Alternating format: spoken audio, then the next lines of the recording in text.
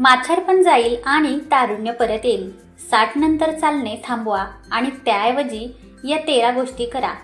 नमस्कार मित्रांनो, आपल्या घरात किंवा आजूबाजूला वयाची 60 ओलांडलेली ज्येष्ठ मंडळी पाहिली की एक गोष्ट नेहमी दिसते. सकाळी उठून तासनतास चालण्याची घाई. लहानपणापासून आपल्याला हे शिकवलं गेलंय की जेवढं जास्त चालणार तेवढं शरीर एकदम ठणठणीत राहणार. चालणे हा उत्तम व्यायाम नक्कीच आहे, पण मी जर तुम्हाला विचारलं की 60 नंतर फक्त चालणं पुरेसं आहे का, तर याचे खरे उत्तर आहे अजिबात नाही. वयाच्या 60 नंतर शरीराचे वजन तेवढेच राहिले आणि चेहरा बदलला नाही तरी शरीराच्या आत स्नायूंची ताकद, हाडांची घनता, शरीराचा समतोल आणि रोजची कामे करण्याची ताकद हळूहळू कमी होत असते. अशा वेळी अति चालण्याने गुडघ्यांवर ताण येतो आणि शरीर साथ देणं बंद करू शकतं. आजच्या या व्हिडिओमध्ये आपण 60 वर्षानंतर शरीर आतून मजबूत, सक्रिय आणि स्वावलंबी ठेवण्यासाठी लागणारे महत्त्वाचे नियम, डॉक्टरांचे वैज्ञानिक सल्ले आणि घरगुती उपाय अगदी सोप्या शब्दात जाणून घेणार आहोत. मित्रांनो, या 13 नियमांमधील 2 साध्या गोष्टी अशा आहेत ज्या म्हातारपणात अंथरुणाला खिळण्याचा धोका कायमचा टाळू शकतात. हे साधे घरगुती उपाय नेमके कोणते? चला थेट पाहूया. नंबर 1, हृदयाचे आरोग्य, BP आणि छातीवरचा ताण. 60 वर्षानंतर सर्वात मोठा धोका हृदयाशी संबंधित असतो. चालताना किंवा नेहमीची कामे करताना अचानक जास्त धाप लागत असेल, छातीत जड वाटत असेल, दुखत असेल किंवा थंड घाम फुटत असेल तर अजिबात घरगुती उपाय करत बसू नका. लगेच डॉक्टरांचा सल्ला घ्या. दरवर्षी न चुकता रक्तदाब आणि ECG तपासून घ्या. जास्त ताण देणाऱ्या व्यायामाऐवजी हलका प्राणायाम, ध्यान आणि मन शांत ठेवणारी योगासने नियमित करा. नंबर 2, फक्त चालू नका, स्नायूंनाही सुरक्षित ताकद द्या. Stretch training. चालण्यामुळे हृदय आणि फुफ्फुसाची क्षमता सुधारते, पण चालणे म्हणजे स्नायू मजबूत करण्याचा व्यायाम नव्हे. जर खुर्चीतून उठताना हाताचा आधार घ्यावा लागत असेल किंवा जिना चढताना पाय लगेच गळून येत असतील तर स्नायू कमजोर झाले आहेत हे ओळखा. यासाठी घरच्या घरी खुर्चीचा आधार घेऊन उठबस करणे म्हणजेच चेअर स्क्वॉट्स, भिंतीवर हात ठेवून पुशअप करणे म्हणजेच वॉल पुशअप, हलक्या रेझिस्टंट बँडचा वापर किंवा तज्ज्ञाच्या सल्ल्याने हलके वजन उचलणे सुरू करा. व्यायामाचा उद्देश शरीराला त्रास देणे नाही तर सक्षम ठेवणे आहे.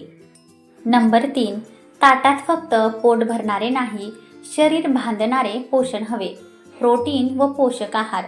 अनेक ज्येष्ठ व्यक्ती सकाळी फक्त चहा, बिस्किट, दुपारी पोळी भात, संध्याकाळी चहा आणि रात्री पुन्हा भात असा आहार घेतात.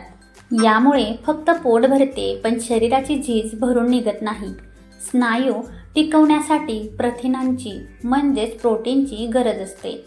त्यासाठी डाळी, मोड आलेली कडधान्य, मूग, हरभरा, राजमा, दूध, ताजे दही, पनीर, सोयाबीन, हिरव्या पालेभाज्या, तीळ, बदाम, अंडी किंवा मासे यांचा आहारात समावेश करा. प्रोटीन म्हणजे सप्लिमेंट्स नव्हे तर नैसर्गिक आहार उत्तम. सोबतच भाज्या, फळे, चांगले फॅट्स आणि पाणी यांचा समतोल ठेवा.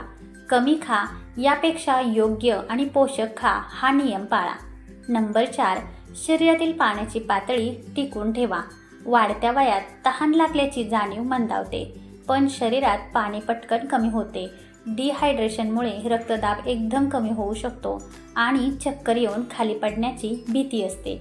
यासाठी तहान नसली तरी दररोज 8 ते 10 ग्लास पाणी पिण्याचा नियम ठेवा. साध्या पाण्यासोबतच ताजं नारळ पाणी, पातळ सूप आणि लिंबू पाण्याचा आहारात समावेश करा.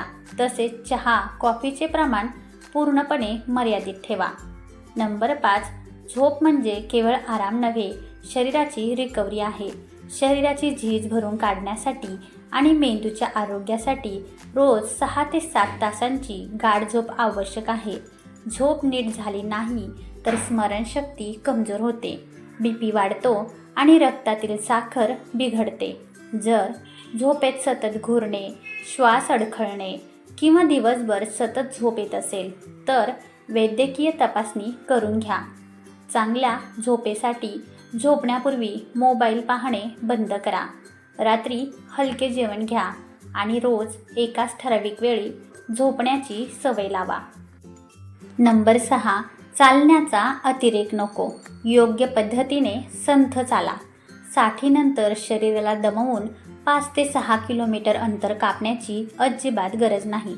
डॉक्टरांच्या मते रोज फक्त 20 ते 25 मिनिटे हळूहळू आणि संथ गतीने चालणे पुरेसे असते.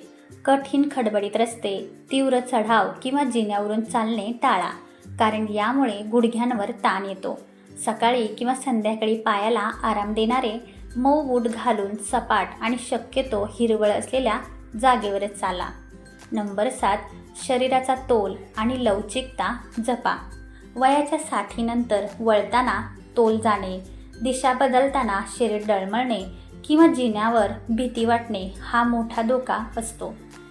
यासाठी घरातील निसरड्या फरशांवरून घसरणारे डस्टर किंवा पायपुसणी काढून टाका. रात्री नाईट लॅम्प चालू ठेवा आणि गरज असल्यास चालताना काठीचा आधार घ्या. तोल सुधारण्यासाठी मजबूत खुर्चीचा आधार घेऊन एका पायावर काही सेकंद उभे राहण्याचा सराव करा. मान, खांदे, हातपाय आणि घोटे गोलाकार फिरवण्याच्या हलक्या हालचाली करा. स्ट्रेचिंग करताना शरीरावर ताण घ्या, पण तीव्र वेदना होऊ देऊ नका. नंबर 8, डोळे आणि दातांचे आरोग्य. वाढत्या वयात नजर कमी होणे किंवा मोतीबिंदू होणे सामान्य आहे. नजर अंधुक झाली की ठेच लागून तोल जाण्याची शक्यता वाढते. तसेच दात आणि हिरड्या कमजोर झाल्या तर अन्न नीट चावता येत नाही आणि पचनाचे विकार सुरू होतात. म्हणूनच वर्षातून एकदा डोळे तपासून योग्य चष्मा वापरा आणि दातांची नियमित स्वच्छता व तपासणी नक्की करा. नंबर 9, सकाळचे कोवळे ऊन नक्की घ्या. विटॅमिन डीची ताकद. खाण्यातून कितीही कॅल्शियम मिळाले तरी ते हाडांमध्ये व्यवस्थित शोषले जाण्यासाठी विटॅमिन डीची अत्यंत गरज असते. साठीनंतर घराबाहेर पडणे कमी झाल्याने विटॅमिन डीची कमतरता होते आणि हाडे आतून दुखू लागतात. यासाठी रोज सकाळी 8च्या आधीचे कोवळे ऊन अंगावरून किमान 15 ते 20 मिनिटे घ्या. यामुळे हाडे मजबूत होतात आणि दिवसभर ताजेतवाने वाटते. नंबर 10, फक्त सकाळी व्यायाम करून थांबू नका. दिवसभर सक्रिय राहा. सकाळी अर्धा तास फिरून दिवसभर सोफ्यावर किंवा TV समोर बसून राहणे चुकीचे आहे. दिवसभर शरीराची हलकी हालचाल चालू राहिली पाहिजे.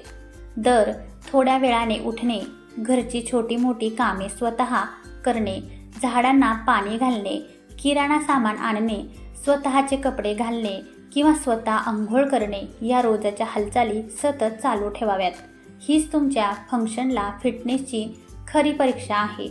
नंबर 11, मेंदू आणि मनालाही सक्रिय ठेवा. Mental fitness. शारीरिक आरोग्यासोबत मनाचा विसर पडू देऊ नका.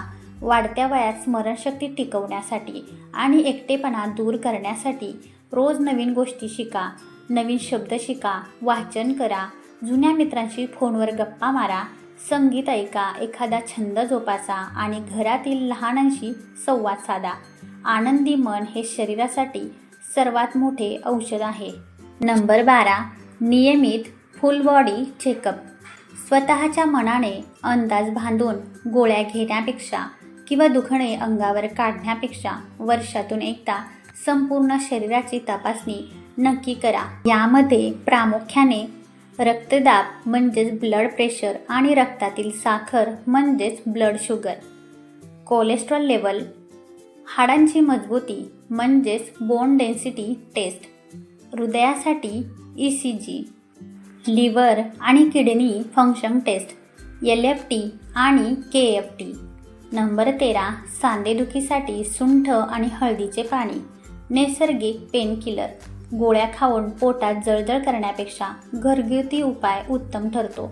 अर्धा चमचा सुंठ पावडर आणि चिमूटभर हळद 1 कप पाण्यात उकळून ते पाणी कोमट प्या. सुंठ आणि हळदीमधील गुणधर्म सांध्यांमधील सूज नैसर्गिकरित्या कमी करतात आणि हालचाल करणे सोपे होते. मित्रांनो, साठीनंतर आपल्याला 20 वर्षाच्या तरुणासारखे धावपळ करण्याची गरज नाही.